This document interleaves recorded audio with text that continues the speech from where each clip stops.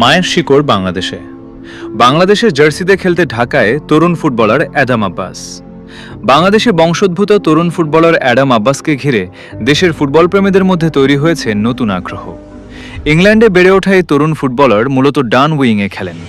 প্রয়োজনে বাম wing, centre forward হিসেবেও খেলতে পারেন তিনি। 2007 সালে 24 ফেব্রুয়ারি জন্ম নেওয়া অ্যাডাম আব্বাস ফুটবলের হাতেখড়ি নেন ইংল্যান্ডের একাডেমি পর্যায়ে। তিনি ম্যানচেস্টার ইউনাইটেড ও বার্নলি যুব পর্যায়ের সঙ্গে যুক্ত ছিলেন। পারিবারিকভাবে অ্যাডামের রয়েছে বাংলাদেশের সঙ্গে গভীর সম্পর্ক।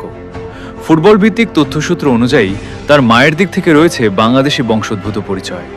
পাশাপাশি তার নানা ও নানির জন্ম বাংলাদেশে। অ্যাডামের বাবা জামাইকান নাইজেরিয়ান বংশোদ্ভূত হওয়ায় তার পারিবারিক পরিচয়ে রয়েছে বাংলাদেশ, জামাইকা ও নাইজেরিয়ার সংযোগ।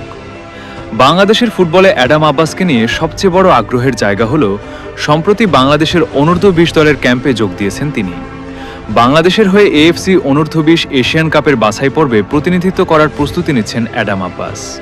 বাছাই পর্বের ম্যাচগুলো 31 আগস্ট থেকে 6 সেপ্টেম্বর পর্যন্ত উজবেকিস্তানের তাসখন্দে অনুষ্ঠিত হবে। বাংলাদেশ রয়েছে বি গ্রুপে, যেখানে প্রতিপক্ষ হিসেবে থাকছে স্বাগতিক উজবেকিস্তান, সিরিয়া ও ভারত। ইংল্যান্ডের ফুটবল কাঠামোয় বেড়ে ওঠা একজন তরুণ ফুটবলার যদি বাংলাদেশের জার্সিতে নিজের প্রতিভার প্রমাণ দিতে পারেন, তাহলে ভবিষ্যতে জাতীয় দলের জন্যও তিনি হয়ে উঠতে পারেন গুরুত্বপূর্ণ এক সম্পদ। বাংলাদেশের শিকড়, ইংল্যান্ডের ফুটবল অভিজ্ঞতা, এই দুইয়ের সমন্বয়ে অ্যাডাম আব্বাস বাংলাদেশের ফুটবলে কতটা প্রভাব ফেলতে পারেন, এখন সেটিই দেখার বিষয়।